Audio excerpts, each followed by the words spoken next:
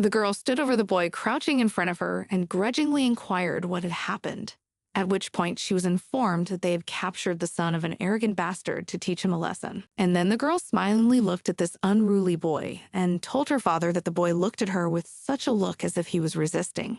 And then she thought that this whole story started from the moment when her father had kidnapped this boy. After that, I remembered that there was one novel, which was called The Infernal Flower, and already by the name of this work it was clear about what could be told there.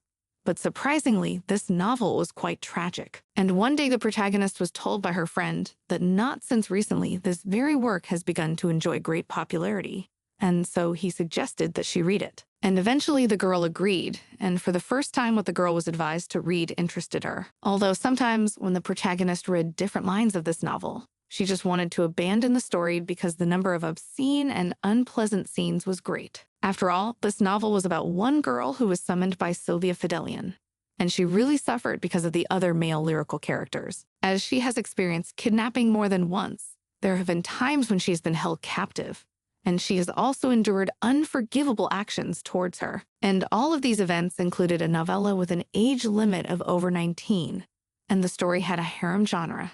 And there were other equally important details about this book. Namely, that in the state in which this book lived, there were 5 prominent clans that ruled over everything. And the clan from which the protagonist Sylvia Fidelian came is the Blue Fidelian. And their worst enemy was another clan, Black Agrich. In addition, the main character Sylvia had unusually colored hair that was silver in color and blue in cast. And this girl's eyes were bright golden in color, like a sunbeam. And Sylvia Fidelian was a really beautiful and really charming girl. And the tragedy of this protagonist began with the heir to her family, who had been involved in the running of the family since childhood. And also Sylvia's only brother, this guy who once went missing. And then grabbing this boy by the hair, he was ordered to be locked in a dungeon and held until this boy would calm down. And then the protagonist, remembering the novel, realized that the cause of this disaster was the main enemy of this family, the head of the Black family, Agrich, whose name was Rant Agrich. And he's also the father of the main character. And she looked at the young man who had been taken away at once and realized that it was Cassis Fidelian. And so she knew at once what was in store for her and already knew very well how it would end for her. And for this very reason, one night a girl approached the guard and with a smile demanded that the man give her the keys and do it as soon as possible. But the one only agitated, looking at the protagonist, who came to him and mighty embarrassed reported that he absolutely could not do it, because the master ordered no one to go into the dungeon. And then the protagonist only said that she had never mentioned that she wanted to go in there, and wondered that there must have been something important behind that door, even though she realized that the young man with silver hair was behind the door. And then the girl, with a smile looking at the guard, inquired would he not still be willing to give her these keys.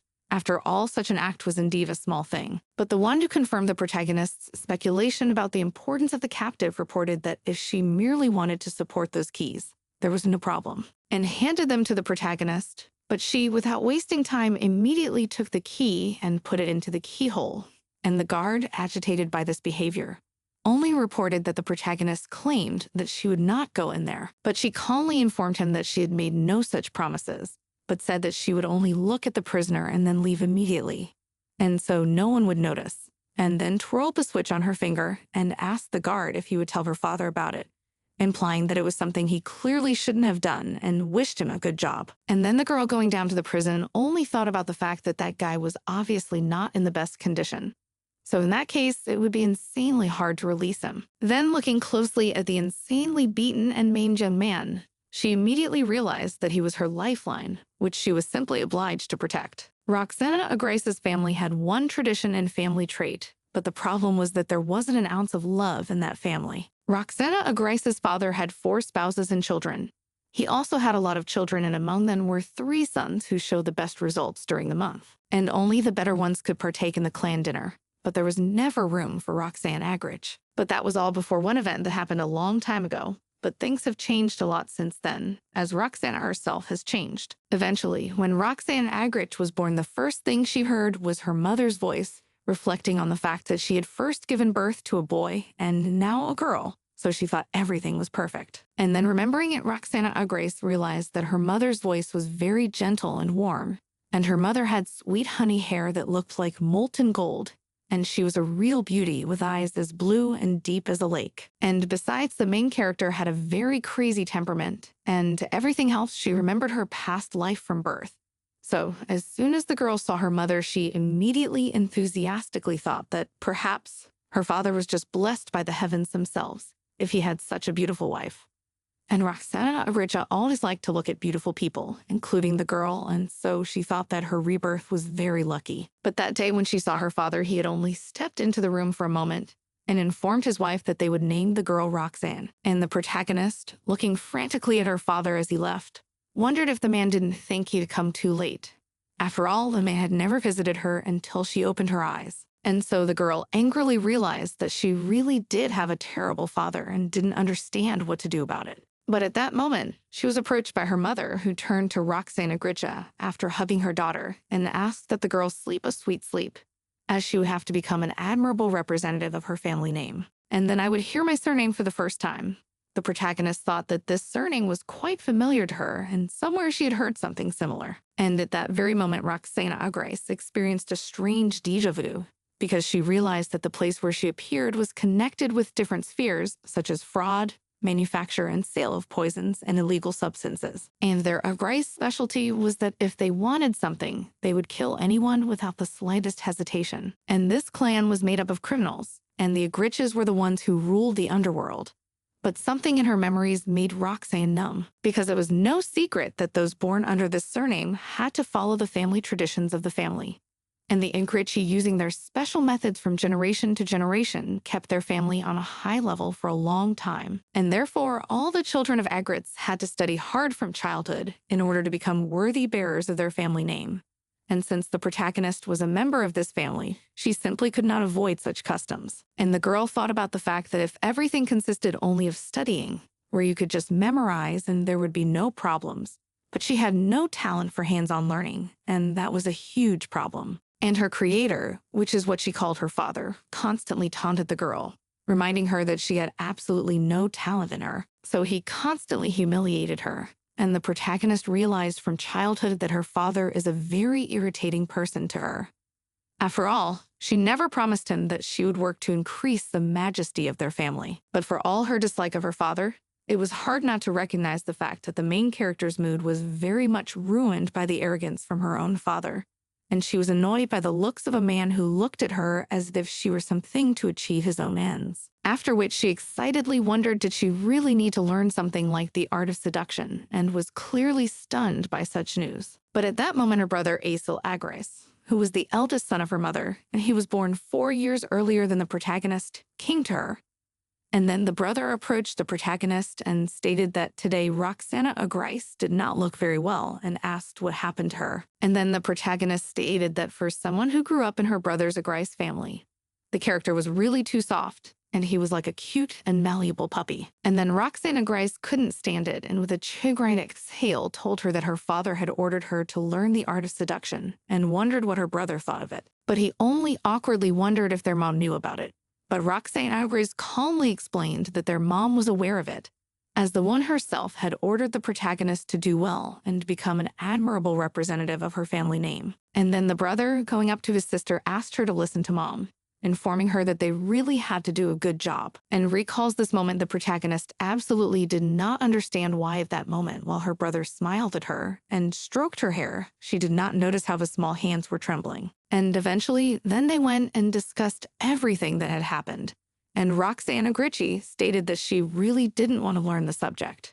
And it came out that she and her brother didn't follow the traditions of the House of Agricha. And the moment their results stopped progressing, that very thing happened. And then seeing this picture, the excited mother of the children and the protagonist looked shocked at the body of Asil Agricha. And then Roxana Agricha, stiff with fear, realized that now in front of her was her own brother who had failed a special exam. And for that reason, the boy died as a very young child. And then the man who had done this to the protagonist's brother calmly announced that the disposal of this useless boy had been successfully completed. And he said this without even paying attention to the desperate cries of the protagonist and her mother. And now Roxana Agricha, being in front of Cassius Fidelian, called his name. But when the guy did not respond, the girl realized that apparently paralyzing poison was used on Cassius Fidelian. So I'd opened the bottle and started pouring the clear liquid into his mouth. But as soon as Cassius Fidelian opened his eyes, he immediately started bursting out and making noise. And so the protagonist had to cover his mouth. And she explained that Cassius Fidelian should definitely not be making noise and spitting out what she had given him. After that, with a smile, said that in fact, even if Cassius Fidelian does not believe her, but Roxana Agres absolutely did not want him dead, and thought about the fact that this guy was the older brother of the protagonist Roman, and if he survived, then also could survive and Roxana Agres. She asked if Cassius Fidelian knew what she was talking about. But then she looked closely at his chains and realized that he had been forced into the nest of the enemy, so that even if Cassius Fidelian wanted to, he wouldn't believe her. So the girl realized with a clenched fist that she didn't have time to wait for this medicine to work, and she wasn't sure Cassius Fidelian wouldn't make a fuss now. And so she hit him in the stomach with all her strength, and so the guy immediately lost consciousness because he was already weakened by torture, and gently leaned on the shoulder of the protagonist. And she just gently embraced him and apologized for hurting him. She ended up going over to his place the next day as well and looked the guy over and said hello, though she reflected that she didn't really expect Cassius Fidelian to be able to fully open his eyes at all, but she was clearly underestimating him. But the guy only unhappily looked around Roxana Grace, wondered what the girl gave him in the first place, because he feels strange. But the protagonist calmly explained that she had given him the antidote because Cassius Fidelian had been paralyzed by the poison while being brought here. And if she had left it as it was, the effects of such a poison would have worn off in at least 5 days. And at that moment, he should have had a huge pain in his muscles by now. So the girl looked at the guy in front of her and stated that it was thanks to her that he felt much more comfortable now. And also thanks to her help, he was able to talk and was in his right mind. But Cassius Fidelian only looked at her unhappily, for he did not want to admit that the heroine was right. After that, he asked with a smile what Roxana Agres's goals were if she decided to give him the antidote, and he didn't understand what the girl wanted to gain by using his salvation. But the protagonist, calmly looking around the guys, addressed him by name, after which she informed him that she didn't really want to get anything from him. But at that moment, the disgruntled young man shouted that Roxane Agres knew exactly who he was and yet brought him to this place anyway, and wondered if the girl was working for the dirty Agricha, and grudgingly shouted, demanding that she report who she really was. And then Roxane Agres only quietly thought about the fact that the guy understood perfectly well where he was now, and apparently her father did not even want to hide it. But at that moment, Roxana Agres only looked at Cassius Fidelian with a smile and asked if he had not seen anything with his own eyes, and then carefully looked at him with a smile and stated that it was probably true. And then she stretched her hand to his face and showed a few fingers, asking Cassius Fidelian to name their number.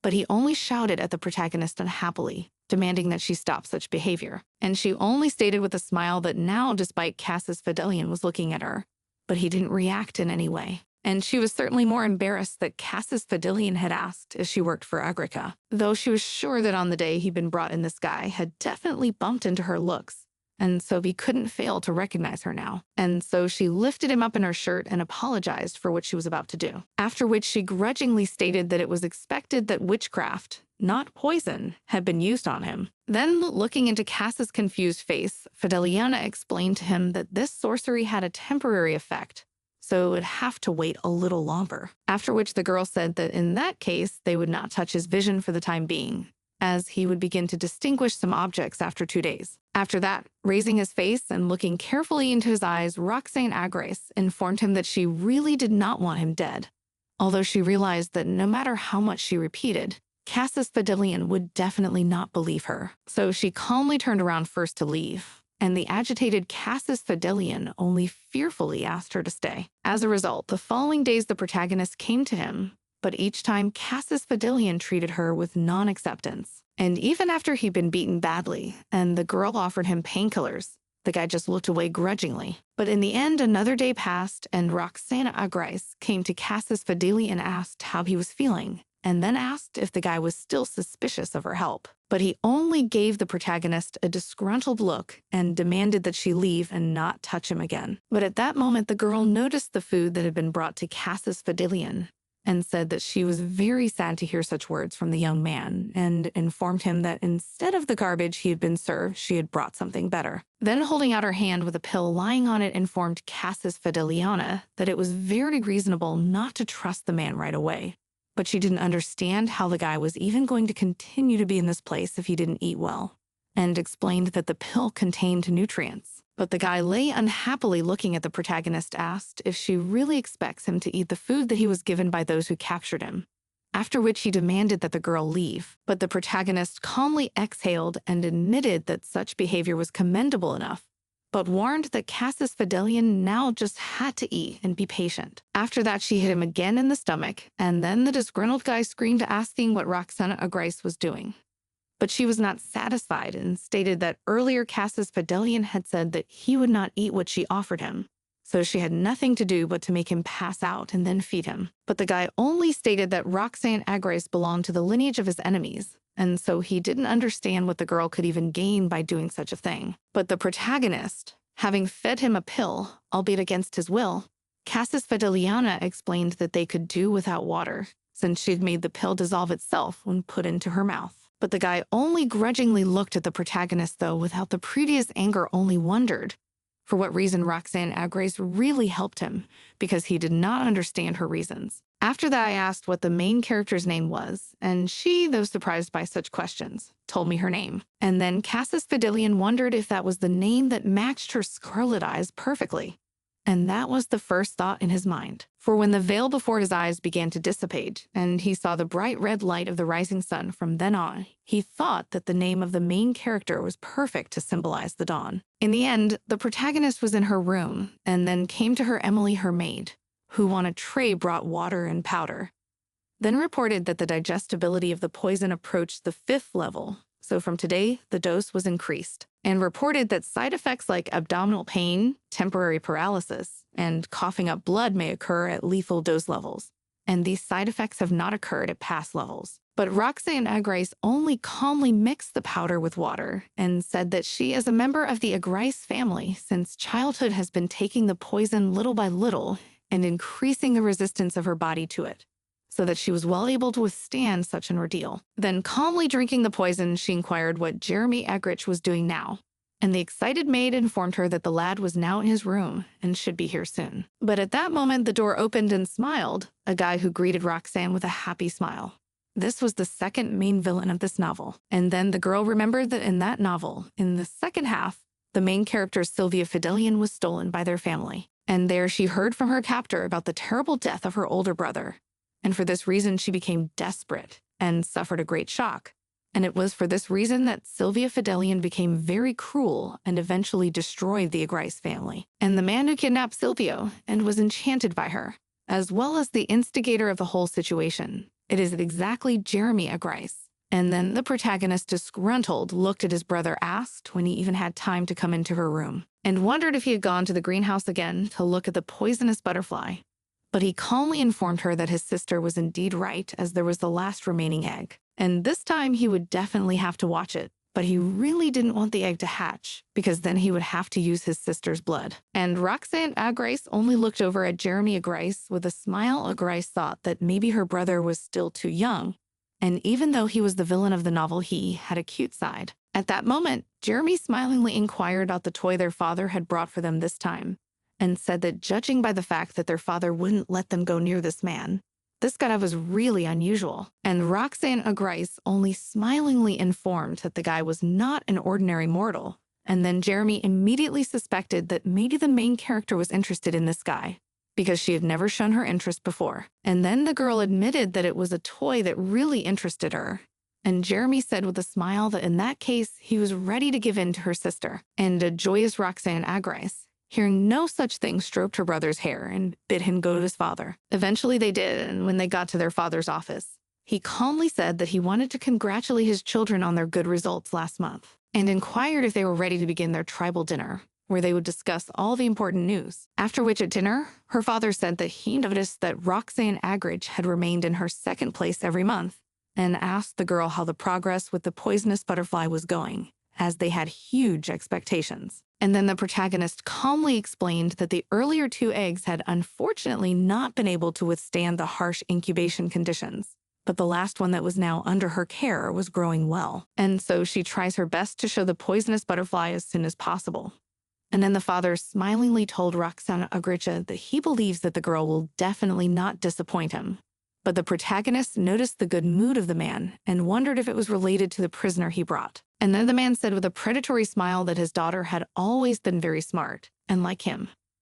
Then admitted that he had some problem with the Fidelian when they were trying to deliver their prisoner. And then Jeremy Agrich wondered who the captive was if they had to go through such hardships. But a second later, the boy's face changed, and a shocked Jeremy Agrich couldn't believe it when he heard that it was the older young Mr. Fidelian, and couldn't believe something like that. But Roxane Agric's speech calmly informed that although she always knew that their father was incredible, but it was really outstanding since he was able to get his hands on that prisoner. But at this point, the man warily reported that he was rather surprised to hear that his daughter was so interested in such a toy. But she calmly explained that unlike the others, she liked this toy the best because it was special. Because the Fidelians were known as disinterested and just judges, but even against the general background of this family, the young gentleman stood out strongly. And so the girl reported with a smile that this noble gentleman would soon be bowing at her feet. And she wanted to watch this guy moan like a dog at the mere sight of her.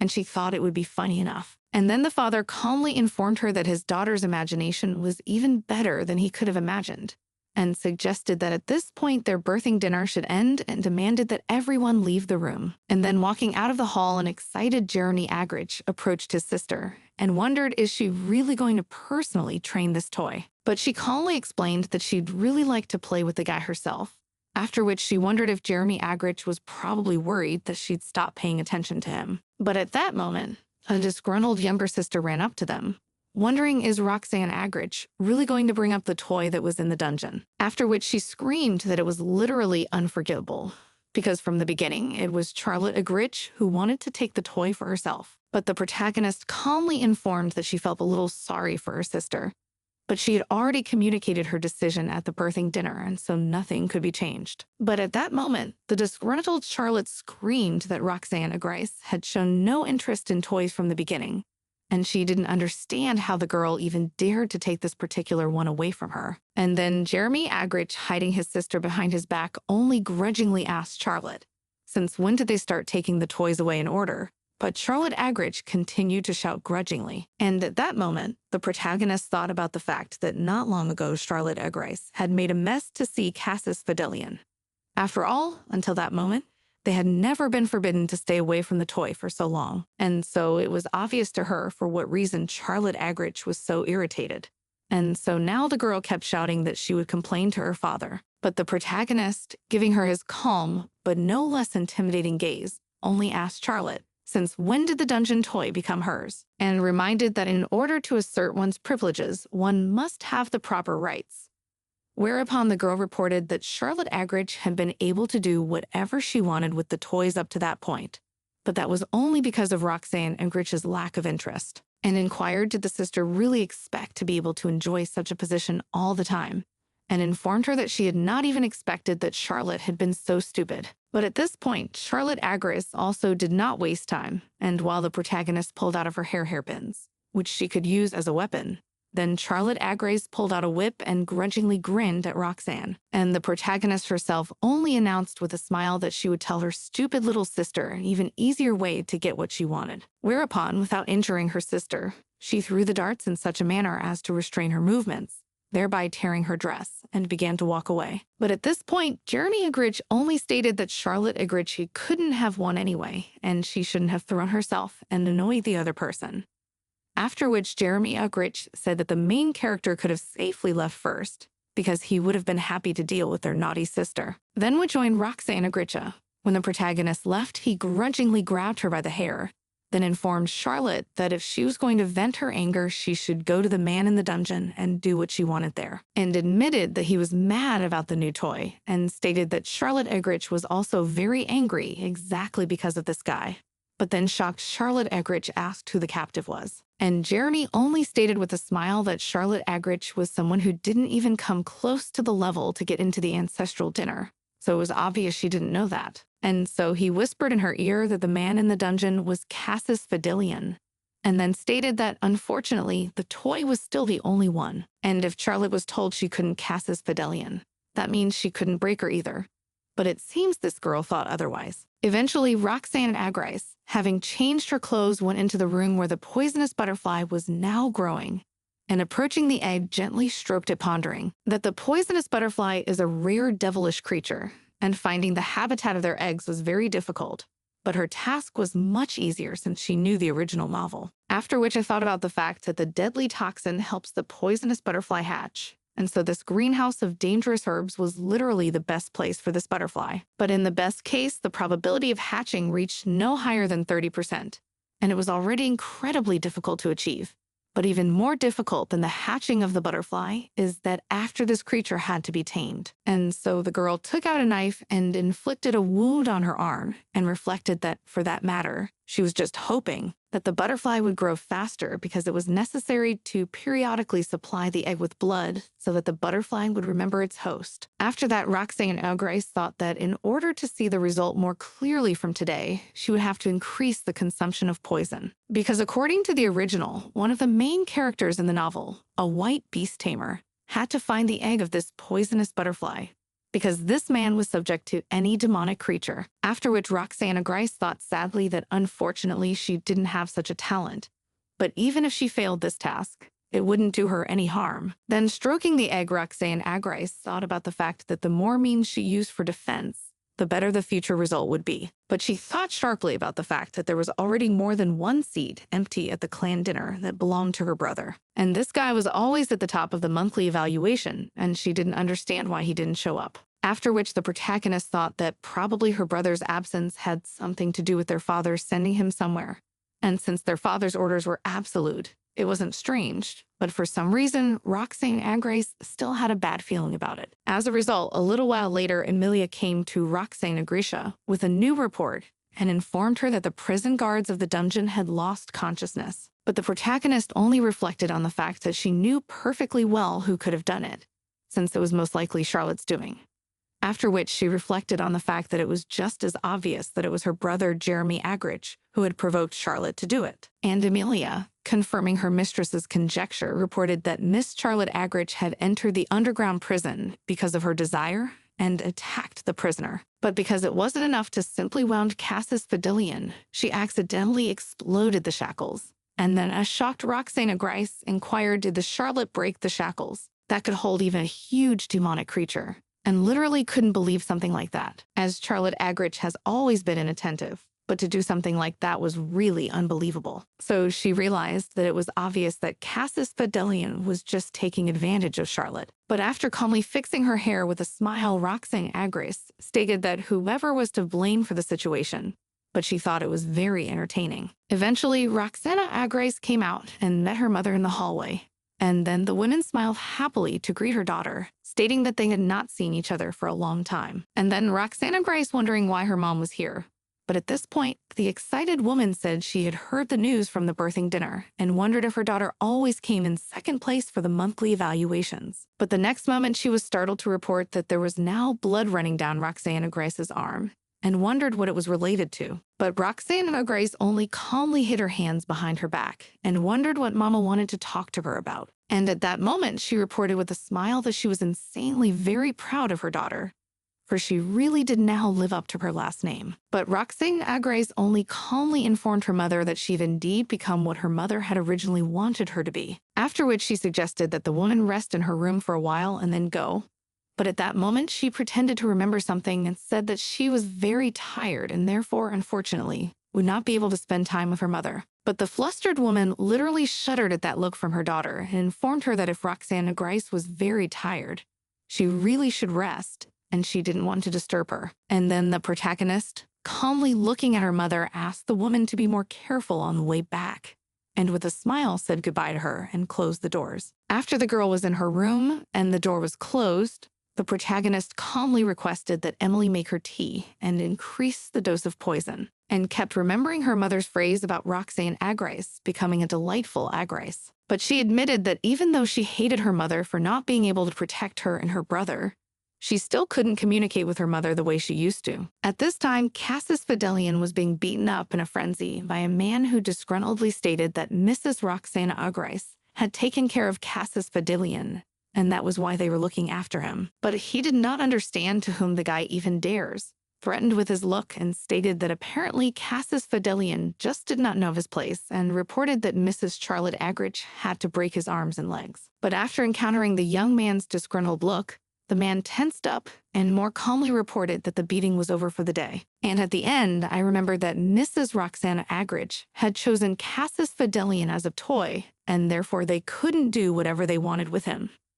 After that, Cassis Fidelian remembered beating Charlotte and thought about the fact that when the girl was beating him, she kept saying Roxana Agrich's name. But after scrutinizing his shackles, Cassis Fidelian stated that it was thanks to Charlotte that he recognized the weak point of those shackles, as they limited movement based on the frequency of the swing and aggressiveness of the sharp end. But if you keep your cool in every situation, you can minimize the triggering of shackles. And so Cassis Fidelian realized that from now on he had to hide the fact that he had found out about it until he escaped, so that everyone around him would let their guard down. But afterwards, he thought about the fact that perhaps Roxane Agrice had realized long ago that the shackles were useless to him, and began to wonder how much he could even trust this girl. As a result, the next day, the protagonist's father looked at Cassis Fidelian and stated that since he belonged to this lineage, their cheeky eyes had to be identical. And so when Cassis Fidelian, despite the torture, looked up at him, the man slapped him across the face, reporting that, as expected, Cassis Fidelian was very arrogant and stated that the guy could take more abuse than his sister anyway, and that's why he had deliberately chosen him, because this situation was bound to happen anyway. After which he informed Roxana Agricha that she had one birthday recently as well, and the protagonist only thanked her father with a smile for remembering it. And then the man, calmly handing over the leash tied around Cassis Fidelian's neck, informed her that he was giving her this guy, and she could have fun with him until she got bored. And then the protagonist smiled wickedly and informed that she would be sure to train this toy well in order not to be disappointed afterward. After calmly wiping his hands, which were covered in blood, the boy informed her that as long as he looked like that, she would never have the desire to play with him, and demanded that he be cured. After looking over, Cassis Fideliana thought that her father was a man who never celebrated his children's birthdays, and it was odd that he had given her such a gift. And then the guards, taking the boy away, wondered what was the true face of this toy, if even his mistress decided to stand up for the young man. Afterwards, they thought about the fact that there was no point in these conversations, since they didn't know anything about it anyway. But they knew for sure that once any person got into this family, they would not get out alive. But afterward, they started chatting about Ms. Roxane Agrich's first time owning a toy. So Cassis Fidelian is very lucky that he got to Roxane Agricha. Otherwise, if he had gotten to someone else, all of his organs would have been cut open and fed to stray dogs in a few days. And then hearing all this, Cassis Fidelian only thought that it would be some time before he could realize which of these two girls was the real one. While the guards were leading this guy, they met with the protagonist's mother, and so the guards greeted Mrs. Mother. But the woman only calmly looked at Cassis Fidelian, asked who this child was, and if he was dead. But the man calmly reported that this guy was just a toy Roxanne. And from what she heard, the woman was really shocked and wondered if it was her daughter who had done something like that to this guy, and was really shocked until the guards convinced her otherwise. But at that moment, the woman immediately approached the boy and lifted his face, and with tears in her eyes began to consider this boy, because he reminded the woman so much of her late son Assel. And the flustered Cassis Fidelian only thought about the fact that for a moment he almost lost control and didn't open his eyes, and so he was worried that he might have been spotted. The next moment, the guards, pushing Cassis Fidelian farther away, informed Mrs. Mother that her hands might get dirty, and so asked her not to touch the lad. After which bowing went on, and the excited woman, looking over the lad, asked that he be taken inside and treated and given a rest, after which she stared shocked at their silhouette receding into the distance. The guards that went further away only excitedly conceived that the fourth lady mother had just approached the man and called him the deceased young master. But what worried them was that Cassis Fidelian had a different hair color and was completely different from the young master. And so they wondered that because of what had happened to the young master, perhaps Madame Mother was confusing them, since they were about the same age, and the guards speculated that perhaps Roxana Agrice was also interested in this guy because they saw some similarities, and especially since Mr. Aesel had died around the same age. After which they reached the cell and left the lad discontented and wondering how he could be cured at all. For now, he was no different from a corpse, and they thought that they should do something before the mistress saw it. And then, when Cassius Fidelian found himself alone, he immediately thought of his mother's mother, for the woman had looked quite agitated after their meeting. After which the guy reflected that this family was quite large, and it is said that the head of the house had about 10 spouses. And then Cassius wondered if the guy that Madame Mother was talking about, and those guards, was Roxane Empress's dead older brother. And so Cassius was trying to figure out if that was the reason the girl was helping him, because she had her brother's image in front of her every time. But the next moment he was excited to hear the doors opening, and so lay back in his seat pretending that he was still unconscious. And when the girl entered the room, she looked at the guy and said that the guards hadn't really done anything, but she admitted that she hadn't expected more. After which she cautiously approached to inform him that toys were indeed very badly treated in this house, and she considered it too villainous behavior. And looking over Cassius Fideliana tried to see if his chains had been removed, whereupon she removed what acted as a muzzle, and applied the ointment to her hands, and began to gently run it over Cassius Fidelian's body, asking that he bear with it for a bit, even if it hurt, and explained that he had just recently been taken to this place. But the guy, still pretending to reflect on the fact that he wasn't hurt at all, just really ticklish. But at that moment, Roxane Agres calmly explained that she would come a little later to heal a big wound, because escape in such a state was absolutely illogical, and the excited guy literally could not believe that what he felt now was not a pillow, but the feet of the main character. And so he was embarrassed by such a thought and thought that maybe he should have stood up. But afterward, the girl sitting up and stroking the boy's hair thought about how she really didn't want to die and suggested that maybe Cassius Fidelian had the exact same opinion. But after scrutinizing the guy's hair, she thought that maybe someone had already washed him because his hair didn't smell at all. And also the hair is very soft. After which I asked Cassius Fidelian if he was pretending to be asleep, and the excited guy even thought about the fact that apparently he had fallen for the main character's trick, and there was nothing he could do since he was imprisoned in chains. But at that moment, to the boy's surprise, Roxane apologized to the young man for what had happened to him. After all, she could not do anything, so she did not need to deceive her father. But she promised that in the future it would not happen again, because now Cassius Fidelian belonged to her and other people could not touch him. But afterwards, she said that saying something like that to an unconscious person was a rather silly idea. So she asked that Cassius Fidelian get well as soon as possible and come back. But she herself thought that Cassius Fidelian was already conscious and thought that she would like to check something. But after gently placing his head on the floor where he lay, informed him that she had to leave and promised that she would visit the boy a little later. And as soon as the girl came out from behind the door, he immediately stood up and was madly embarrassed to think that the main character was an insanely strange girl. In the end, a little later the girl came again with a tray of food, and when she looked at the boy, he was already sitting quietly on his bed and looking at her attentively. And then the protagonist, putting a tray of food, said that she had brought a simple food for digestion so that the guy could recover his strength. Then said that he had recently been treated and asked if there were any other places where he felt discomfort. But he calmly informed her that everything was in order and grudgingly remarked that she could have ordered the servants to serve the food as well. But the girl calmly informed that she had ordered the servants to prepare food as well as bring clothes, since his clothes were now too dirty as well as torn. But afterward, the protagonist mentally admitted to herself that she had actually come because she was worried that Cassius Fidelian might just disarm the servants and escape, and now was not yet the time to escape. And so she, leaning back against the wall, informed Cassius Fidelian that his wounds were serious, so if he needed anesthetic, he could speak quietly. But after she excitedly noticed the guy's reaction and clearly saw that he was very confused, so she realized that in all likelihood he was conscious when she dabbed the medicine on him. But at this point, he looked at the protagonist unhappily and asked if he was really her toy now, and asked what he was supposed to do. But the girl looked him over calmly and informed him that if he was interested, he was to eat well and sleep well, and to basically rest well and recover quickly. And with a smile looking into his shocked face, asked him to eat, as the food was not poisoned, and walked out the door and informed him that she would come a little later already with clothes for him and asked that the guy try to eat in the meantime. In the end, the next time Roxana Agres showed up, she came with clothes, as promised, and asked Cassius Fidelian if he liked her. She said that she had brought clothes, but she was not yet sure whether they would fit the young man. But when she looked over the guy, she made sure his whole body was scared and thought about the fact that Cassis Fidelianum must have been in a lot of pain. But after agitatedly reflecting on the fact that although she had seen the guy's body in prison and during treatment, she didn't understand why she was so distracted. At this point, looking intently at the protagonist, Cassis Fidelian asked if he could wash up somewhere. At which point, the girl awkwardly realized that she was probably distracted by this guy's torso. But after gathering her thoughts, she pointed him in the direction of the bathroom and told him that it would be uncomfortable for the two of them if it was the protagonist who helped him in such a thing.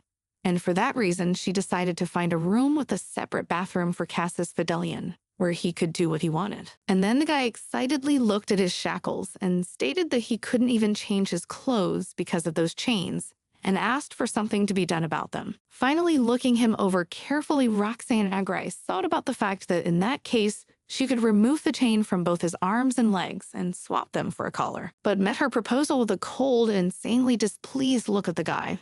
But still, he had no choice, and so he agreed to the terms of the main character. And she carefully put the collar on and asked that Cassis Fidelian not twist around so much, even if he was uncomfortable, because it was so much better than 4 chains on his body. But as soon as she put the collar on, the guy immediately turned away, and the protagonist grudgingly thought about the fact that Cassis could have at least looked at her a little longer out of politeness. After that, she looked around at the young man and thought that it would be much easier for her if the guy was just as easily charmed by her appearance as the others. But he wasn't that kind of man, and from the look on his face, this was going to be an ordeal. After which, Roxanne Agrice explained that their estate had a labyrinthine structure, so first-time visitors would not be able to find an entrance or exit. And so she said that if Cassis Fidelian wanted to die a stupid death by meeting her brothers while walking around the estate, then that was an excellent option. But if he didn't want to die, it would be best not to leave this room. Then informed him that she was also well aware of the shortcut to the exit. And seeing his shocked face with a smile, informed him that Cassis now had to go and wash up. Eventually, when the guy left, the protagonist summoned a butterfly and planted it on the wall, thinking that now whatever happened to Cassis Fidelian in this room, she would immediately recognize through the signal. Though she thought about the fact that she had originally wanted to introduce Cassis Fidelian to surveillance, because she was worried that this butterfly he might notice. But afterwards, she unhappily wondered for what reason the news from the butterfly, which had been sent to the western frontier, was late. For she was sure that the people looking for Cassis Fidelian were walking around the border somewhere. And so she wondered if she should have sent another butterfly. But at that moment, a guy came out of the bathtub, and then the protagonist, quite looking at him, stated that now it was really nice to look at him. She then asked him to come closer and sit on the bed, but Cassis only grudgingly looked at the medicine box and informed him that he could do it himself. But Roxana Agrice sensibly pointed out that he would not be able to heal his back wounds, and taking out bandages, asked Cassis Fidelian to calm down and trust her, as she'd been doing something similar since she was a child. So she already had certain skills. Then informed that she had been treating her brother since she was a child when he was injured. But hearing about such a thing, Cassis Fidelian was very embarrassed. But after giving up and so sitting down on the couch, I immediately started getting rid of the extra clothes. But a couple seconds later, Cassis, calmly looking at the protagonist, said that he would only ask for help with his back, because he could handle the rest of the places on his own. In the end, while the girl was working on the guy's back, she kept asking Cassis how he was feeling, after which she asked that if he was suddenly in pain, he let her know right away, and wondered for what reason Cassis Fidelian had a beautiful, not only face, but even body, and realized that if this young man got her younger sister, she would be very upset. Whereupon she gently began to run her hands over his wounds, and informed him that she would try to do it as gently as possible, while she herself conceived that perhaps Cassis Fidelian of the novel had endured much more cruelty than she had expected. But the next moment, the guy grabbed her arm and informed Roxana Grisha that she could stop at this point already. After that, he looked at the protagonist and stated that he could take care of the rest of the places by himself, and demanded that the girl leave. But she only looked back at the guy calmly and thought she was going to go anyway. But she was interested in one oddity that was probably related to the guy's mood. For some reason, she felt that Cassis Fidelian had become less distrustful of her. Though whatever the reason, she wanted Cassis Fidelian to continue to trust her in the future. And so she, calmly rising from her seat, informed him that tomorrow morning, she would send a physician to examine him, while she herself thought of that she should have backed off first, since it was obvious that Cass's Fidelian wouldn't want to trust her to begin with. And walking out the door, she said goodbye and realized that now the guy even let her take care of her wounds, which could already be considered progress, and she was worried about what had changed in her soul of the guy. As a result, a little later the girl came again and brought Cass's lunch. And then looking at the tray, Cass's Fidelian stated that it must have been quite difficult for her to bring the food every time by herself. But the protagonist calmly reported that as she could see that Cass's Fidelian was well-nourished, and she wondered for what reason she was pouring cold sweat from her own. But at that moment, the shocked guy screamed and reported that the main character was now covered in blood.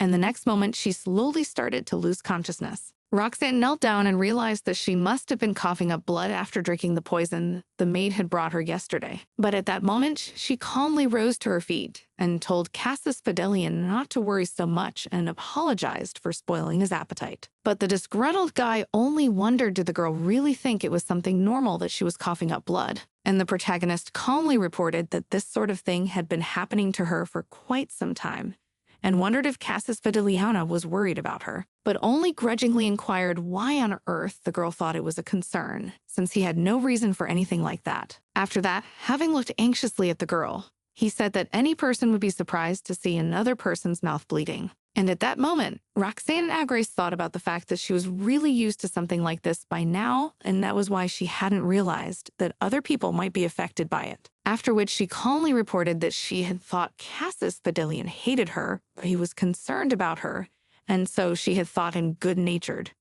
And herself reflected that the Cass's Fidelian she had known up to this point had been aloof, but now it was the other way around. And so she calmly walked out the door, apologized again for making him worry, and thought that maybe she should have pretended to be weak in front of the guy so he'd be more comfortable with her. But as soon as she came out, she immediately saw her brother, Jeremy Agrich, who greeted his big sister with joy. But in the next moment, his gaze clouded over, and he looked shockedly around the protagonist's clothes and wondered where the blood had come from. But the protagonist, taking advantage of the situation, calmly stated that the toy did not obey her well, so that she had to teach him a little lesson. And at that moment, with a delighted smile, Jeremy rejoiced that it was Cass's Fidelian's blood, specifically, after which he would inform his sister that his sister had better not try to launder her dress, for the blood just might stain everything else. But she only calmly stated that she was not very pleased when there were strangers' blood on her clothes and you, so she wanted to go and wash as soon as possible.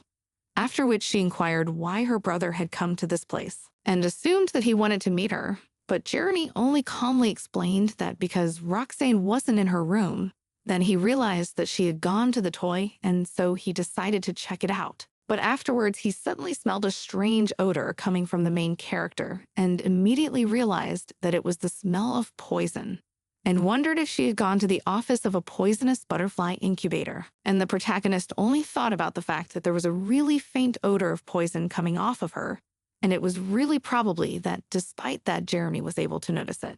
And that meant that there were miasmas from the greenhouse left in her body. After which she thought about the fact that in the future she'd better not go to the greenhouse before going to Cass's Fidelian, because she didn't know if this poison would have an effect on the guy. But in the end, she just calmly confirmed her younger brother's guesses. But Jeremy Agreste, seeing her worried face while the protagonist argued about the harm of poison to Cassis, asked his sister couldn't she really just throw those eggs away or give them to someone else. Then he excitedly said that if the devil creature hatched, the girl would have to feed it with her own blood for the rest of her life.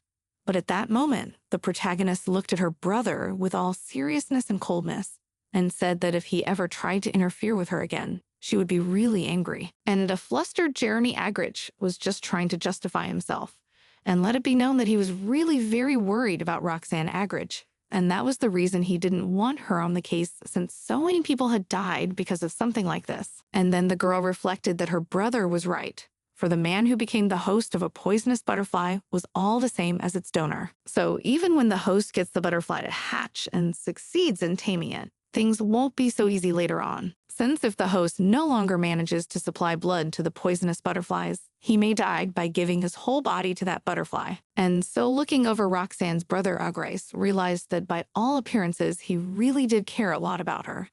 So what if the victims of the experiment were indeed a thing of the past? So she only grinned at the fact that absolutely no one else cared about her life besides Jeremy. and reflected that she was madly wishing she could stroke the guy's head. But her hands were bloody, but looking over at the flustered girl when she stopped her hand a few centimeters from her hair, Jeremy calmly informed her that everything was fine, and he would just go and wash up. After which reported that still despite what his sister said, he was happy that the previous 2 eggs had failed and died during incubation. But afterwards, he awkwardly realized that such words might have hurt his sister and started to justify himself by saying that he would like everything to go according to his sister's plan. But anyway, taming more than one butterfly is not something everyone can do. After which they moved on, and Roxane either wondered if her brother's words to her were wrong, because she's already succeeded in raising 1 poisonous butterfly egg, and the poisonous butterfly itself is a devilish creature, which was almost close to immortality. And for this reason, it differed from other species depending on what kind of poison to feed the butterfly and how strong the poison would be. And depending on that, the characteristics of this butterfly also changed. And Roxane Agricha was very lucky as her butterflies liked her blood, and so she really wasn't taking poison every day for nothing. And right now she had about 15 butterflies, but in time there will be more. And when the time comes that there will be hundreds of times as many poisonous butterflies, they will be completely under the control of the protagonist and will be her strongest weapon, which is why the fact that the girl hatched 1 poisonous butterfly egg was a secret. She did not tell anyone about it, neither her brother Jeremy Agricha, nor her mother, because they were not close, not even Emily, who has always been close to the main character and was really close to her. So Roxane decided that at the very least she would keep quiet until the day she helped Cass's Fidelian escape from her family. Whereupon she took 1 butterfly in her hand and ordered the butterfly to fly to the western border. And she thought that perhaps because it was the first time she had sent butterflies so far away from herself, the connection to the poisonous butterfly would become weaker. And then, when the connection goes dead, the girl won't be able to call the butterfly back home, and thought sadly that it was really hard to control several butterflies at once. And there had already been such a minor incident today because of the poison she was drinking. But there was nothing the protagonist could do about it, as she had to increase the dose of poison she absorbed so that the bond with the poisonous butterflies would become stronger. In the end, while the protagonist was walking in the garden, she met a glance with another woman who called the protagonist by name. And the woman literally could not believe that it was Roxane who was being seen. But the protagonist, calmly saying hello to her, stated that apparently Mrs. Mother was out for a walk. And then the woman, calmly looking over the protagonist, stated that Roxana Agrice was still so radiantly beautiful, as if the years had passed her by, and she was more beautiful than even her mother. It was Maria, her father's 3rd wife. And at that moment, the protagonist thanked the woman for the compliment and thought about the fact that the most unpleasant person at this house now appeared in front. And at that moment, Maria, with a smile, said that she ran into the main character by the dictates of fate and asked if the girl could have some tea, after which she said that it had been quite a while since she had seen Diane, and asked the maids to invite him as well. But at that moment, the maid excitedly reported that Mr. Diane was currently out of the house, and the protagonist only awkwardly reflected that this woman had absolutely no interest in her only child. At this moment, the maid, bowing to Maria, reported that she did not know the details of her master's absence, but knew that their master had assigned Diane some task. And then Mary only inquired about the maid's name, and stated that she seemed to have become her maid on the recommendation of another person. Then looking at the maid, Lena stated that it was quite commendable that the girl reported what she did not know about, but after a smile looked at the girl, asked who even allowed the maid to open her mouth without her permission. And the next moment, one with 1 simple blow deprived this maid of her head, after which she demanded that this girl be given to be fed to the devilish creatures. But after a worried Maria looking at Roxana Agrice asked her if her clothes were all right, because when she punished the maid, she did not even think that she could have stained the girl with blood. But she calmly reported that she was all right, and Mary contentedly suggested that in that case, she should go quietly and retire to tea. But the protagonist smiled gratefully and apologized to Maria, saying that unfortunately she had some urgent business to attend to, and offered to have tea a little later. And Maria only said with a happy smile that she was madly sorry that the main character didn't have time, but offered her to come to her room the moment the girl was free and wanted to have fun, because Maria had recently bought new clothes, and she had a lot of costumes that she wanted to give to the main character. And then the girl bowed and went away, thinking that the occasion in which she would have to go to Mary's room by herself should never happen. At this time, a disgruntled Jeremy Agrice, as he left the room, thought about the fact that he smelled too much of blood and he was really pissed off about it, as well as being annoyed by the disgusting insects. He wondered if his father had thought that getting the stings of the devilish creatures without killing them was an easy task. He didn't understand why the man called it training, since he was just exploiting free labor to trade stings. But suddenly he noticed the maids in which the body of another maid had been brought, and so Jeremy looked them over with attention, wondering if they had come to sort through the trash, but warned them that they should not go into that room now, for otherwise they might die or be badly hurt. So he recommended them to choose another farm of devil creatures. But they, calmly bowing, reported that nothing terrible would happen, since they could safely endure for a while in the company of monsters. And then the excited Jeremy inquired who they served.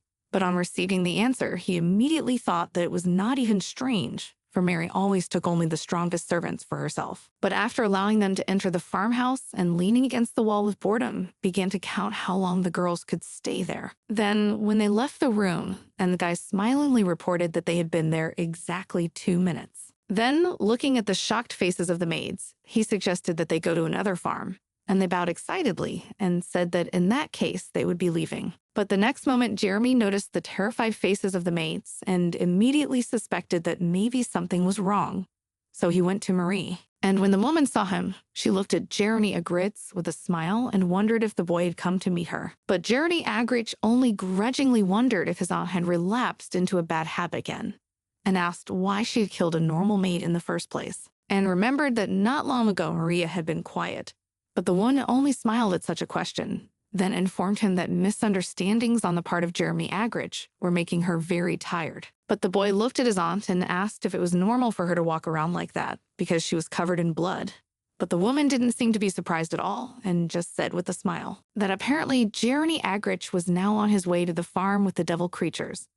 Then she added that Roxanne Agrich also looked confused and busy when they met, after which she said that even during her studies, she had to give herself time to rest. But at this point, an excited Jeremy wondered when Maria had even had time to meet his sister. But she calmly stated that they had crossed paths quite by chance, and sadly remarked that she'd wanted to call the girl over for them to have tea with Diane together. But at that moment, Jeremy looked at the woman unhappily and told her that he had warned her before not to even think about linking her son to his sister.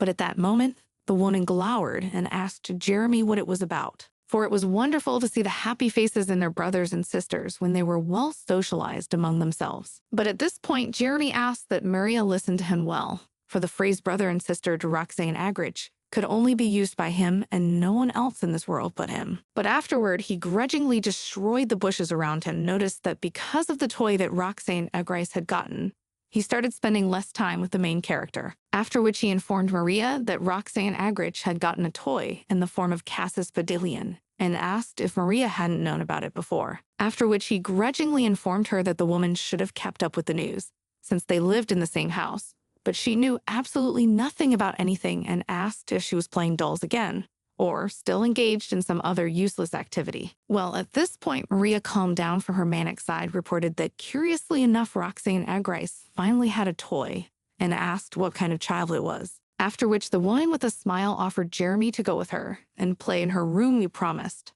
that she would give the boy something tasty but he only grudgingly informed that he was definitely not a doll for Maria. And then she just quietly thought about the fact that she needed to send an invitation for Roxanne a little later, and with a crazy grin realized that it would be a lot of fun if the main character's toy also came to her party. And the woman was really excited. In the end, a little later, Roxanne ran up to the excited man who called her, and then the protagonist, looking at him, greeted. She wondered if it was the same guy Charlotte had recently injured, and asked if he was okay. But the man just happily stated that he was fine, and was also very happy, because the protagonist even remembered the name. But after he handed her flowers of bright purple color, and told the protagonist that he wanted to give her a small gift, and she only looked at them, she wondered, did the guard really want to give something like that? And then the man awkwardly and embarrassedly informed that of course these flowers would certainly not compare to the beauty of the main character, but the man would be very grateful if the girl still wanted and accepted them. And then the protagonist joyfully bent down to these flowers and carefully fixed her hair and thanked the man for such a gift, and then went straight to Cassis. But he looked at the girl in surprise and asked her where she had gotten the flowers from. But the protagonist calmly reported that while she was on her way to him, she was given them, and the guy calmly reported that it seems that the main character's mood was lifted by such a gift. And so he stated that the girl obviously liked the flowers, but the protagonist said that on the one hand, the flowers were really beautiful, but they died and dried up very quickly, and she didn't like that. And looking at the young man with a smile, asked if Cassis would like to have the flowers. But the surprised guy only asked why the protagonist was giving him what she had received as a gift. But she calmly stated that all Cassis does is sit in this room, and he must be very sad. And anyway, these flowers were really pretty, and they might improve his mood. But in the next moment, shocked guy touched the flowers, asked who gave these flowers to the main character. But she only calmly said that it was a gift from her father's subordinate. After which she thought that Cass's reaction was really strange. But she knew that these flowers were an improved kind of poisonous grass. But these flowers were even more incomplete, so only had test patterns. It was because of this that the flowers didn't have any name, and the induced effect of this herb, which has been confirmed by scientists, is paralysis. However, the maximum they were able to achieve in their experiments was the effect of slightly trembling limbs. And so this strain of Prakti failed testing and was not released into the market. And people who knew that this flower was a poisonous weed, even in their family, could be counted on their fingers. But the disgruntled guy only yanked back his hand, wondering if the main character had been given such flowers so often. She thought about the fact that Cassis couldn't possibly know that the flowers were poisonous, but the protagonist was interested in his reaction. But she looked at him calmly and smiled and said that if the guy didn't like the flowers so much, he could not take them. But all he said was that he had thought about the main character's proposal, and he felt that watching those flowers in a room would be much better than watching just an empty room. But then the girl carefully got into her bra and informed Cassis that she wanted to show him something. But the insanely embarrassed guy, covering his eyes and turning away from the main character, only wondered what she was doing and thought she was going to do something obscene. But the girl just calmly pulled out a piece of paper and explained to Cassis that she just didn't have anywhere else to hide it, and told him that she had brought him the blueprints of their estate. As a result, the protagonist calmly laid out the cards on the floor, and then turning to Cassis Fadilian, asked him to carefully consider and memorize what she would show him, because later, when she would leave this place, she would burn all of these cards. After looking at the guy, asked if he still continued to suspect her of something, but she said that now she could not do what she had planned. But after a while, she would send the boy to look around the estate, and then he could check whether her testimony about the blueprints was true. But then the agitated Cassis Fadilian only wondered where the room he was in was now, and the girl calmly pointed to one of the rooms on the map and said that there was one shortcut out of that room. But afterwards, she thought that perhaps in the whole family, she was the only one who knew of this road, for she had discovered it by accident. And the boy only wondered if it was such a secret passageway that led straight to the manor. And the girl only smiled at such a guessing guy and said that despite that, there could be a little trouble if the guy decides to choose that path, but calmly looked him over and informed him that in any case, this road could be considered the best option. After which some more time had passed, and she inquired whether Cassis Fadilian had learned all that was written on the card.